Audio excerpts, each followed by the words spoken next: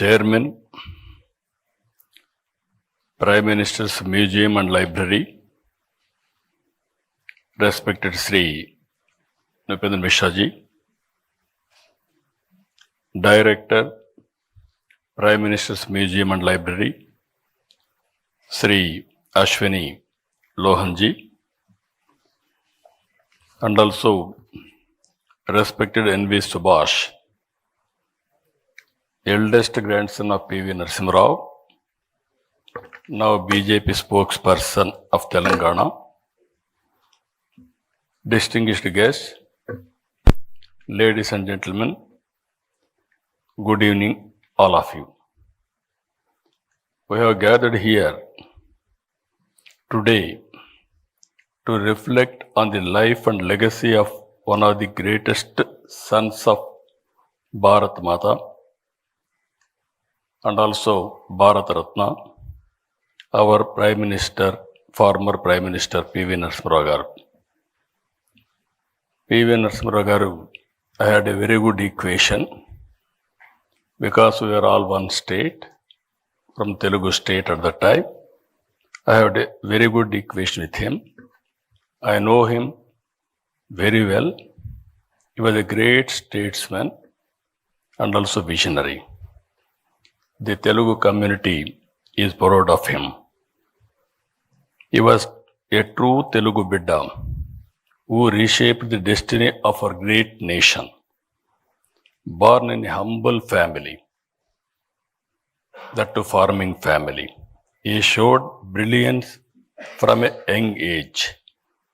He was a student leader, a freedom fighter, a scholar fluent in 17 languages. Now we are all talking, why should we learn Hindi?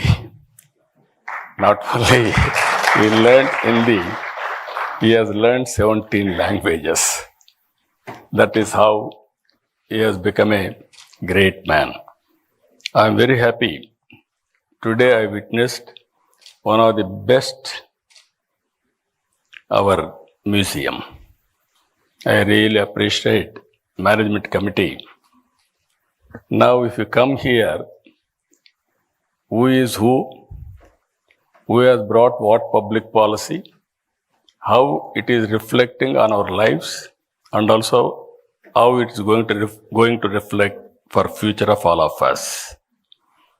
If you go back again, his political journey, P.V. Narasimha Rao is a shining example of balanced and thoughtful leadership.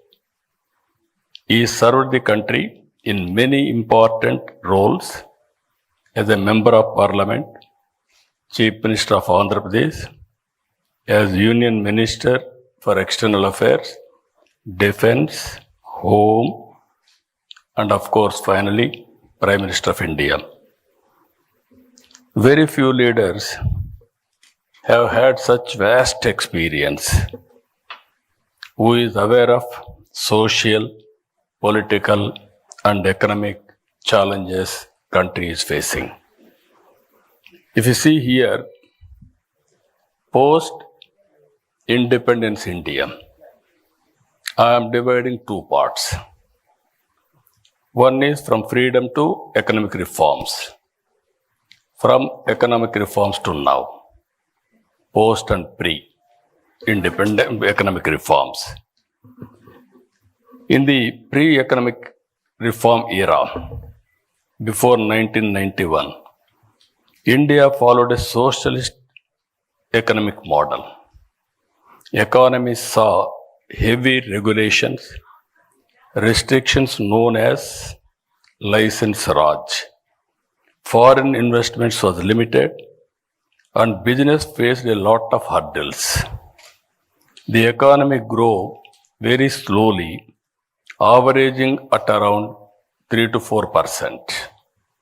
These are all history. By 1991, India was facing major economic crisis. By mid-1991, our foreign exchange reserves hit an all-time low, just sufficient for few weeks to import diesel and petrol. we are forced to pledge our sovereign gold. It was time to bring in bold reforms and usher in a forward-looking public policy. Always I consider public policy is a deadly combination. If you evolve proper public policy and execute properly, then you can transform totally country's future or state's future. If you see here, as India was facing this challenge, major global challenges in policy and reforms were shaping the world. In 1978, Deng Xiaoping, just now, Chairman has introduced P.V. Narasimha Rao, was Deng Xiaoping of India. His philosophy, economic philosophy in China, which is summarized by the famous saying, always I used to quote this quotation, it should not matter if a cat is black or white. If it catches mice, it is a good cat. We are calculating if it is black, then it is even sometimes we will go back sentiments. So that is how he made summarize. And also China had launched economic reforms and the impact of the same was seen globally now. During 1891, Mikhail Gorbachev introduced major politico-socio-economic reforms under the umbrella of perestroika and glasnost. Two big countries, two different type of reforms. These two public policies took two countries in different directions.